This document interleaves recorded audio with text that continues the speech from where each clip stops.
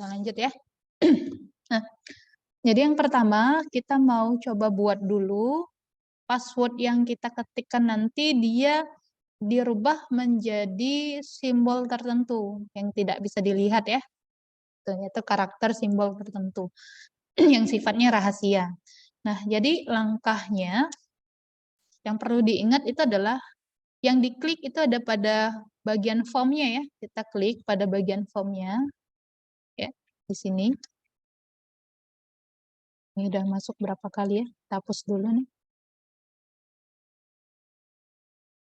Kita ulangi. Kita klik pada bagian formnya di sini ya.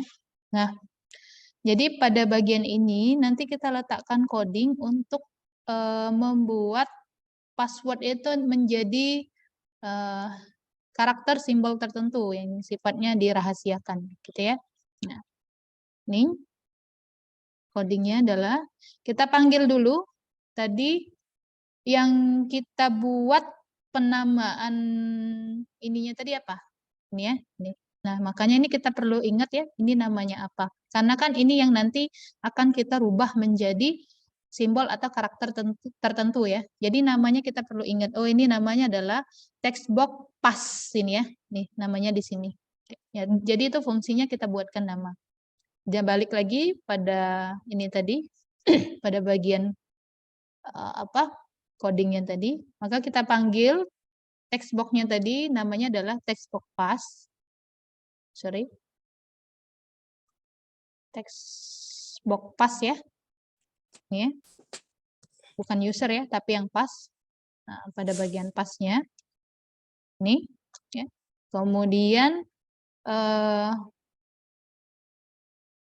perintah untuk mengganti menjadi simbol tertentu itu adalah ini ya. Nah, use system password char. Ya. Use system password char sama dengan true. Ya. Jadi maksudnya jika ini ya, text box-nya itu nanti kita akan mengganti menjadi suatu karakter tertentu. Ya, ini kita coba jalankan dulu untuk memastikan apakah password-nya itu sudah berubah ya pada saat kita inputkan. Misal ini contoh saja ya. Saya kemudian password-nya 123. Nah, ini sudah berubah ya. Dia sudah berubah menjadi suatu karakter tertentu di mana password-nya tertutup ya. Ini ya. Nah, harapan kita selanjutnya adalah yang akan kita lakukan berikutnya adalah pada saat kita klik ya, klik checkbox lihat password ini, dia berubah ya. Dia berubah menjadi password yang sesungguhnya. Nah, ini kan belum ya. Ini belum ada fungsi apa-apa. Kenapa? Karena belum kita berikan codingnya ya. Ini kita close dulu. Oh ya, satu lagi. Supaya pada saat kita running, kita harapkan usernya berada di titik poin pertama ya, di sini. Kedip-kedip kursornya gini, di sini. Jadi kalau punya kalian, pada saat kalian run misalnya, kursornya itu Bu tidak berada pada username-nya misalnya. Kalau yang punya Ibu kan, ini kan sudah berada pada username-nya ya. Nah, namun kalau yang punya kalian, pada saat kalian run, dia tidak berada titik fokusnya pada username, itu kalian sesuaikan dulu ya. Nah, ini sudah sering sekali kita pelajari bagaimana cara meletakkan kursor pada text box tertentu. Ada yang masih ingat nggak codingnya apa?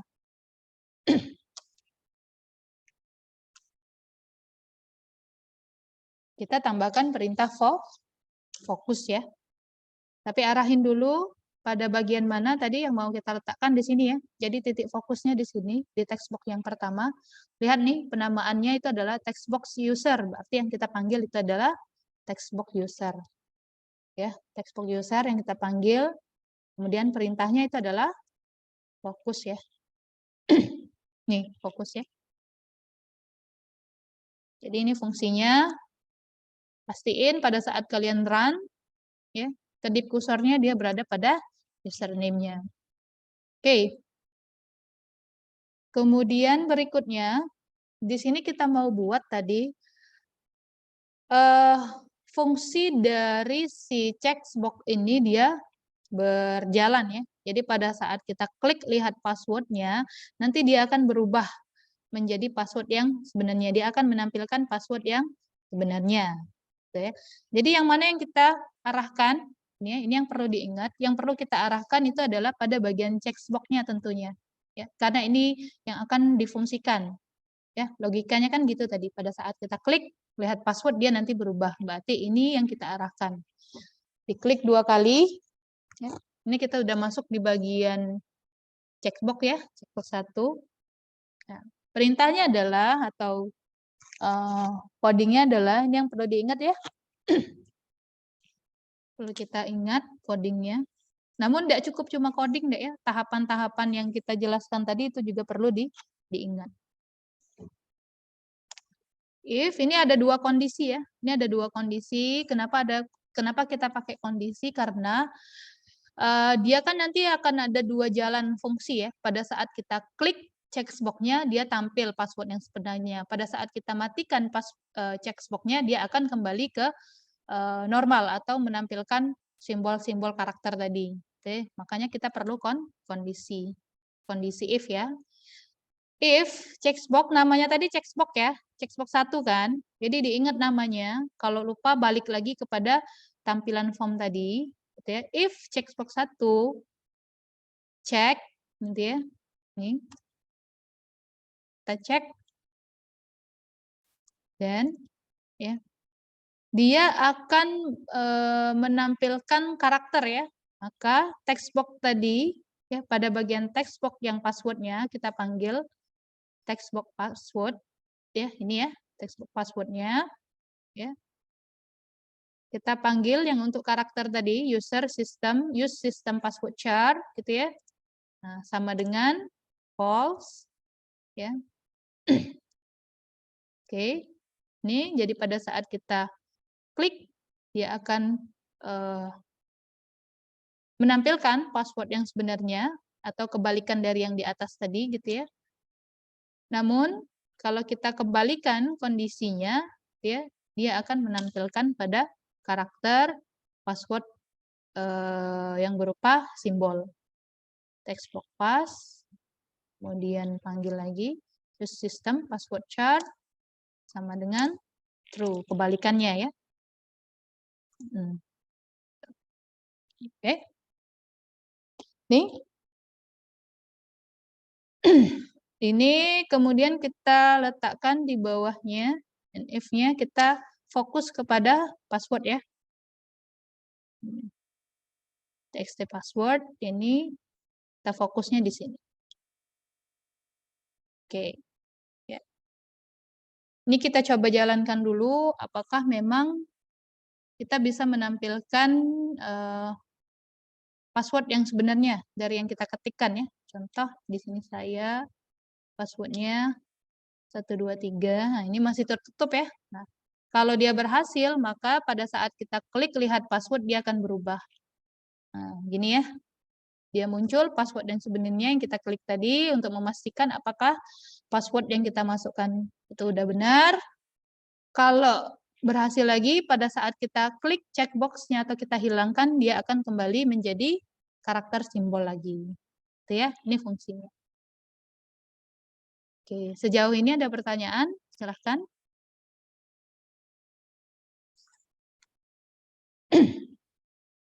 Belum ya?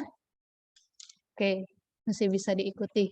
Nah, ini tombol loginnya kan belum berfungsi ya, cancelnya juga belum berfungsi karena belum kita buatkan codingnya. Oke, sampai di sini Ibu minta kalian silakan screenshot dulu untuk coding yang kedua tadi. Ya. Jangan lupa dibuatkan catatan. Ya. Kalian mau buatnya di mana, mau di foto kah, mau di print screen kah. Ya. Yang pasti pada setiap tahapan yang Ibu jelasin tadi, silakan kalian catat sendiri ya, supaya tidak lupa.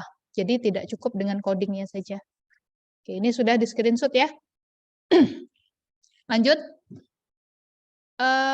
Tadi sampai di sini dia udah, ya. Sampai dilihat password dia udah berhasil. Tahapan berikutnya adalah kita mau jalankan fungsi loginnya di sini. Jadi setelah kita ketikkan user, passwordnya sudah kita ketikkan, kemudian pada saat kita klik button login, dia langsung bisa dieksekusi. Ya. Namun kita harus perhatiin dulu bahwa logikanya kan gini tadi. di awal, di Zoom awal Ibu sudah sebutin bahwa nanti akan terjadi 3 kondisi. Kondisi yang pertama di mana pada saat kita masukkan user password yang benar, dia akan masuk kepada menu utama atau beranda, berarti berhasil ya. Itu kondisi berhasil. Kemudian kedua, kondisi di mana dia gagal. Kondisi gagal itu dalam artian pada saat kita inputkan user atau passwordnya itu ada yang salah, ya ada user ataupun password yang salah, maka dia akan menampilkan informasi atau pesan kesalahan. Itu yang kedua. Kemudian yang ketiga, pada saat user atau passwordnya itu kita kosongkan, ya pas kita kosongkan, dia pun akan menampilkan sebuah informasi, gitu ya. Nah, jadi kurang lebih ada 3 kondisi. Namun yang perlu diingat ya di mana kita akan meletakkan coding tersebut. Ingat ya, karena logikanya pada saat kita masukkan user password dan lain sebagainya, kemudian kita pilih login, dia baru eksekusi, maka button login-nya di sini yang akan kita letakkan codingnya, gitu ya. Button login ya, di sini tadi ya, button login, klik. Benar ya, button login. Ya.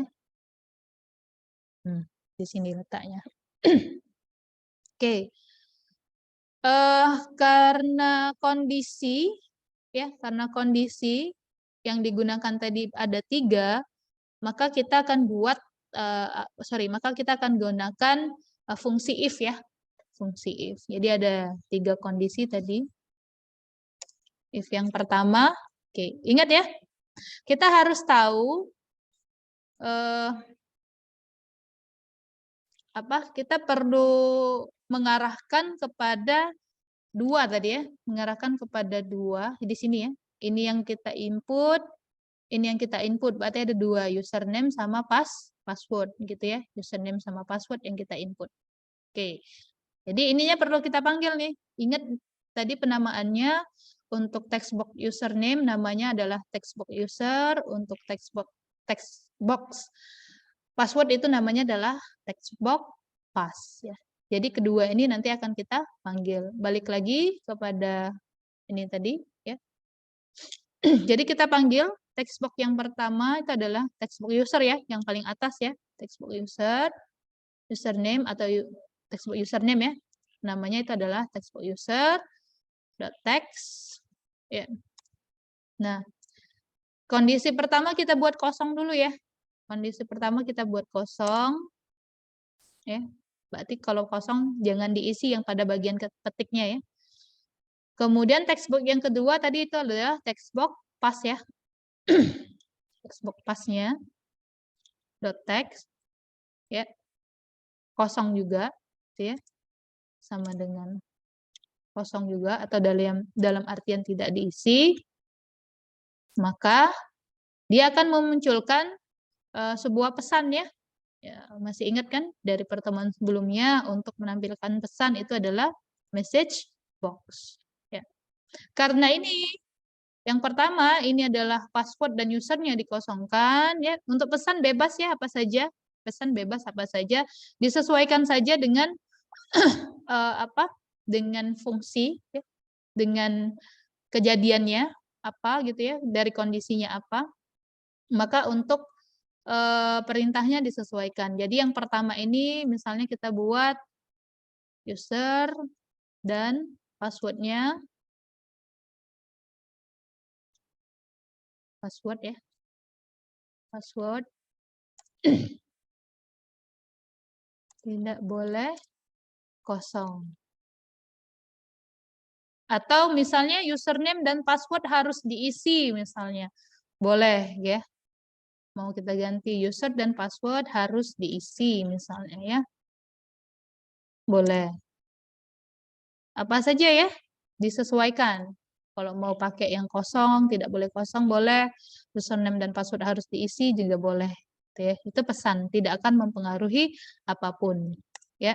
Nah, kemudian kita mau buat message box stylenya atau tipe atau bentuknya. Ya, jadi ada beberapa style yang bisa kita pakai. Di sini udah tampil ya. Nah, misal kita pakai yang menampilkan tanda seru ya. Tanda seru atau kayak tanda hati-hati gitu ya. Exclamation. Kemudian kita berikan isi atau keterangan di dalam pesannya atau sorry kita bisa berikan penamaan dari text box-nya ini apa ya. Kita bisa tambahkan pesan seperti ini. Kalaupun mau dikosongkan juga boleh, tidak masalah ya. Mau dikosongkan juga boleh. Tinggal dihilangkan saja pada bagian yang ini ya. Oke. Nah, ini boleh dikosong, boleh tidak ya. Maksudnya boleh dipakai atau tidak. Oke, ini yang pertama ya. Kemudian yang kedua ya, kita mau buat kondisi yang berhasil ya. Mau buat yang berhasil sama ini diulangi saja. Pada bagian atas ini diulang saja, namun jangan lupa tetap diisi pada konteks yang sesuai ya, sesuai dengan fungsinya. Jangan sampai copy paste sama persis. Gitu. Kita panggil lagi textbox user dot text ya. Sama dengan karena dia berhasil ya, kita mau langsung masukkan misal username-nya apa, bebas ya, saya misalnya. Ya, atau pakai nama orang lah, Mawar ya. Mawar. Ya.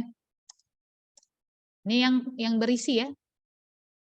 Yang di bagian atas tadi boleh kita copy paste, namun diingat yang kosongnya kita isi pada user dan password yang sesuai ya. The text ya. Kemudian ini passwordnya biar mudah diingat 1 2 3 4 5. Gitu ya. Oke. Kemudian dan pesannya ya. Pesannya adalah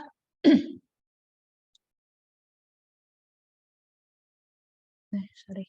Ini yang salah. Message box. Pesannya apa? Bebas ya. Misalnya login berhasil ya. Atau mau ganti selamat Anda berhasil login, boleh ya. Apapun kalimatnya boleh lah, disesuaikan saja. Kalian maunya apa? Mau ditambahin style juga seperti sebelumnya, ya, boleh. Nanti karena dia berhasil login, kita pakai yang message stylenya information. Ini boleh dicoba satu-satu ya. Kalau kalian penasaran, style yang lain tuh bentuknya seperti apa sih? Boleh dicoba-coba ya. Boleh dicoba sendiri nanti yang cocoknya pakai apa. Ya. Tinggal kalau bisa disamain fungsinya. Kalau dia berhasil login, jangan sampai nanti untuk stylenya kalian pakai yang simbol gagal misalnya. Nah, itu yang nggak masuk akal ya. Oke, di sini kita bisa tambahkan pesan. Ya. Pesannya apa? Ini untuk penamaan pada message box-nya ya. Akses login berhasil misalnya. Ya. Boleh dipakai, boleh tidak ya. Oke. Ini. Oke, ini. Kemudian yang terakhir, ya. Belum nih, belum yang terakhir dulu. Akses login berhasil, oke. Nah harapan kita kan pada saat dia berhasil, oke. Tadi logikanya kan dia langsung masuk kepada form yang kedua ya, atau form menu utama ya. Nah ini kan form menu utamanya belum kita buatkan ya. Gitu. Jadi kan logikanya, jadi kalau kita masukkan password yang benar nanti dia berhasil login, kemudian dia muncul pesan login berhasil, kemudian kita akan diarahkan untuk masuk ke menu utama. Nah, untuk itu kita buatkan dulu menu utamanya ya. Di sini kan kita belum buatkan ya. Baru ada satu form saja. Nah, di sini kalian bisa tambahkan form yang kedua. Gitu ya. Tambah lagi, add form yang baru lagi. Ya.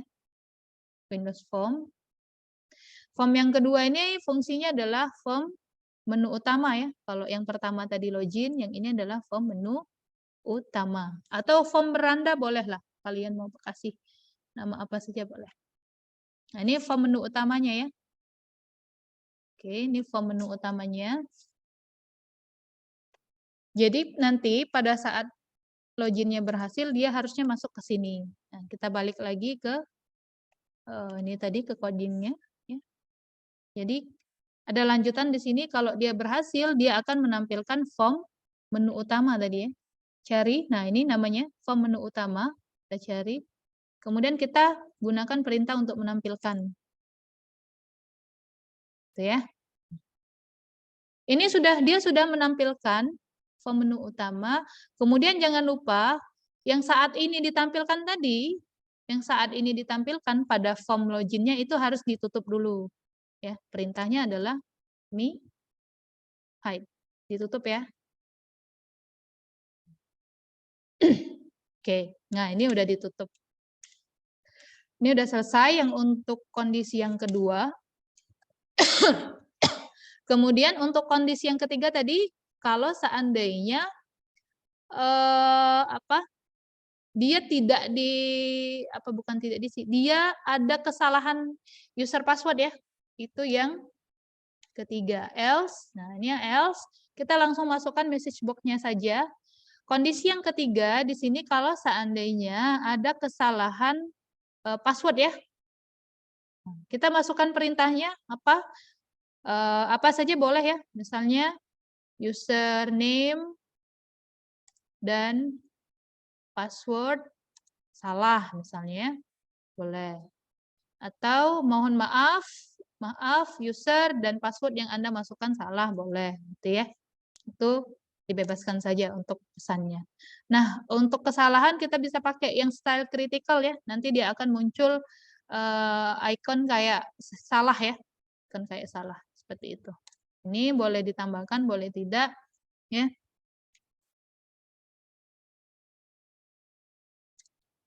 Surname dan passwordnya. Ya. Oke. Nah, ini udah selesai. Ya. Kita coba tes dulu apakah yang kita buat ini dia sukses atau tidak, gitu ya. Nah, dia masuk ke sini.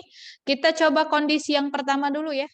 Tadi kondisi yang pertama ini diminta kondisinya adalah user dan password kosong, maka dia akan muncul pesan username dan password harus diisi, gitu ya. Coba kita cek, langsung klik login. Nah, dia muncul pesan ya.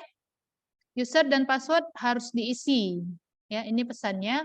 Kemudian yang Ibu bilang tadi bisa ditambah atau tidak, keterangan ditambah atau tidak untuk stylenya, penamaan stylenya itu diletakkan pada bagian atas ini ya.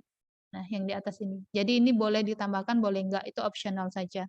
Nah, ini stylenya yang seperti ini untuk exclamation. Ya. Oke. Kemudian kita coba kondisi yang kedua. Kondisi yang kedua itu adalah dengan memasukkan username-nya Mawar dan password-nya 12345, dia akan memunculkan pesan login berhasil dan masuk kepada menu utama. Kemudian form login-nya akan ditutup atau di-hide. Ya, kita coba. Usernya adalah Mawar, password-nya tadi 12345. Kita lihat dulu. Ini ya.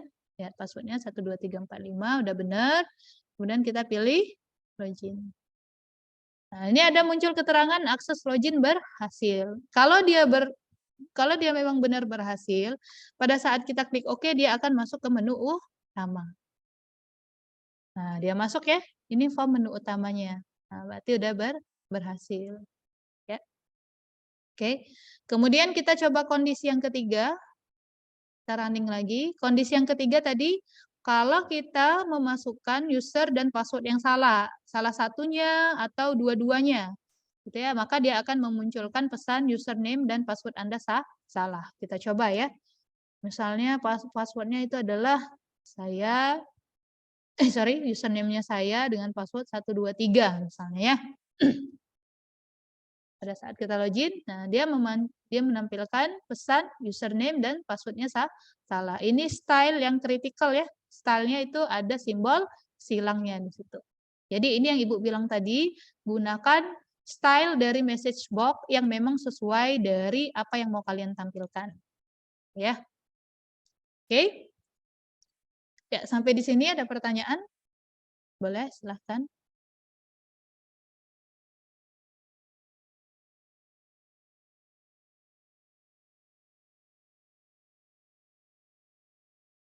Belum ya? Oke. Kalau belum, ini selanjutnya kita mau buat tombol cancel-nya ini berfungsi. Ini kan kalau kita klik-klik kan dia nggak fungsi ya, karena memang belum kita berikan coding-nya. Gitu ya. Ini yang mau kita eksekusi berikutnya. Namun Ibu minta silahkan kalian screenshot dulu ya. Ini codingnya untuk membuat akses login ya. Silahkan di screenshot.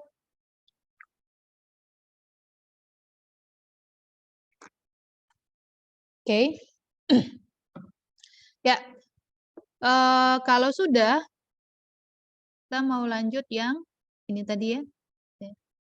Ini tadi udah berhasil semua, 1, 2, 3, 4 ini sudah berhasil. Kemudian kita mau buat tombol cancel-nya.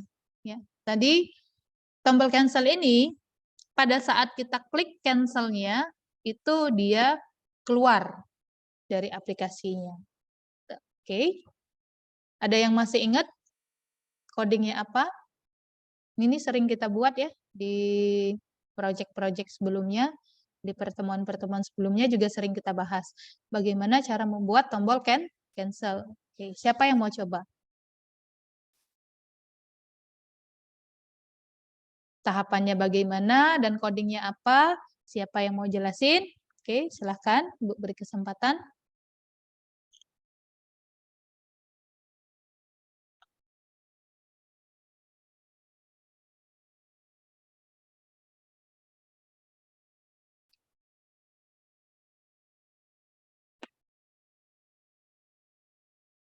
Supaya Anur ada Anur?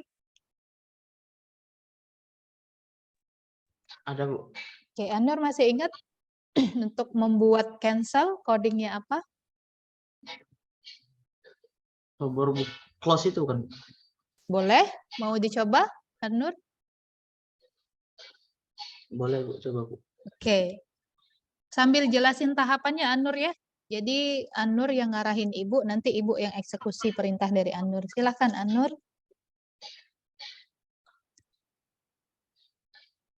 Untuk tombol cancel-nya itu diklik, Bu, untuk ngarahin ke codingnya, Bu.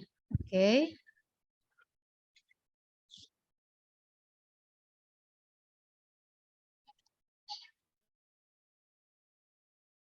Kalau Terus? misalnya langsung dibuka.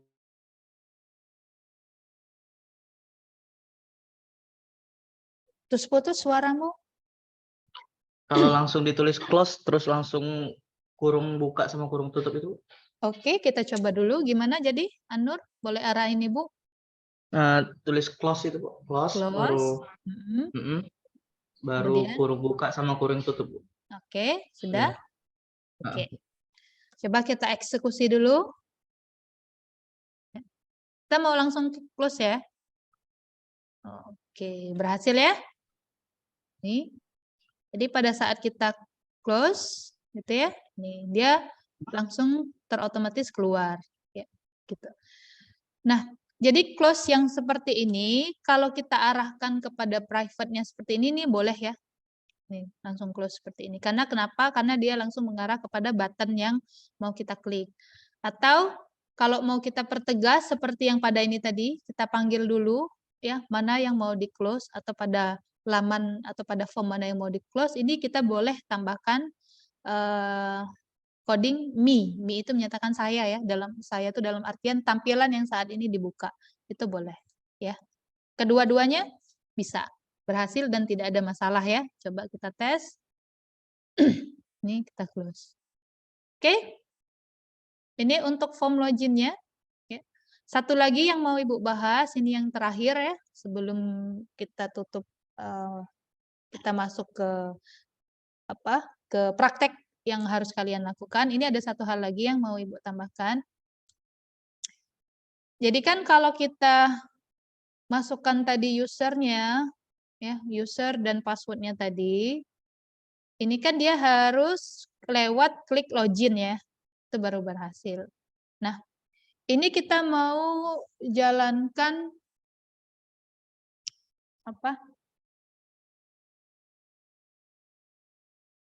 kita mau jalankan fungsi dari ininya. Fungsi dari tombol enternya, ya, fungsi dari tombol enternya.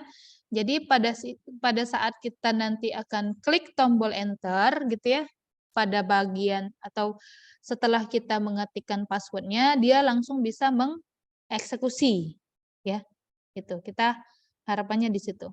Dia bisa langsung mengeksekusi. Nah, jadi ini, ya, ini kan nggak bisa ya, kalau belum kita buatkan dia nggak bisa. Nah, jadi kita perlu jalankan pada codingnya. Nah, itu yang pertama, ya, yang harus kita buat. Kemudian yang kedua, karena yang kita pemanggilan usernya ini tadi kan dia berdasarkan ini ya. Nah, dia berdasarkan user passwordnya ini sudah kita masukkan ke dalam codingnya ya, ke dalam codingnya. Nah, kalau aplikasi itu kan, kalau kalian biasa login di sebuah aplikasi, aplikasi itu user dan passwordnya tidak hanya satu kan Dek ya. User dan passwordnya tidak hanya satu, bahkan sampai ada 100 user, 200, bahkan lebih gitu ya. Nah, berarti ada banyak sekali akses di dalam aplikasi tersebut. Nah, bayangkan kalau kita mau buat codingnya di sini, alangkah panjang codingnya nanti di sini ya. Bisa sampai 100 baris juga. Nah, itu kan tidak memungkinkan. Nah, biasanya hal itu digantikan dengan fungsi database-nya atau basis data yang pernah kita pelajari sebelumnya. Jadi kita buat dulu beberapa atau banyak sekali akses user di dalam database itu, ya. Nanti pada saat kita mau login, dia akan memanggil atau menarik data dari database sebelumnya, gitu, ya. Gitu. Maka ada banyak sekali user yang bisa login di dalam satu aplikasi yang sama, gitu ya. Nah, dua hal itu Ibu ingin kalian coba, ya, kalian coba, kalian terapkan, ya, kalian coba, kalian terapkan. Jadi setelah Zoom ini Ibu tutup, kalian coba dulu bagaimana cara membuat kedua hal yang Ibu jelaskan tadi. Nanti kalau sudah selesai, kita tampilkan, kita presentasikan, ya, kita jelaskan bagaimana cara membuatnya. Paham ya? Oke? Paham yang Ibu maksud?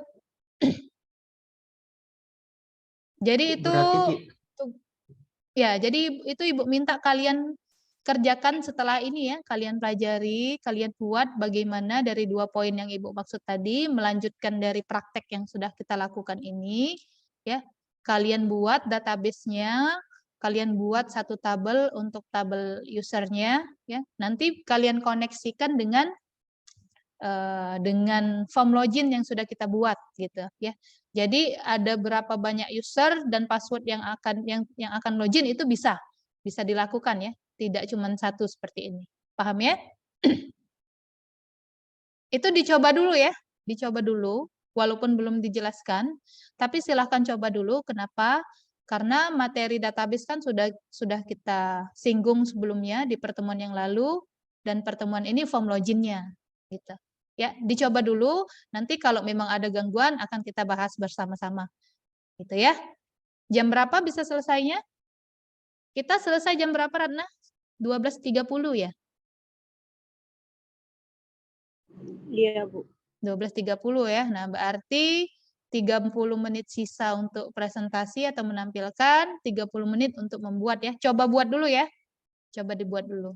Dibuat dulu selama 30 menit, nanti akan kita tampilkan. Oke, ada pertanyaan sampai di sini?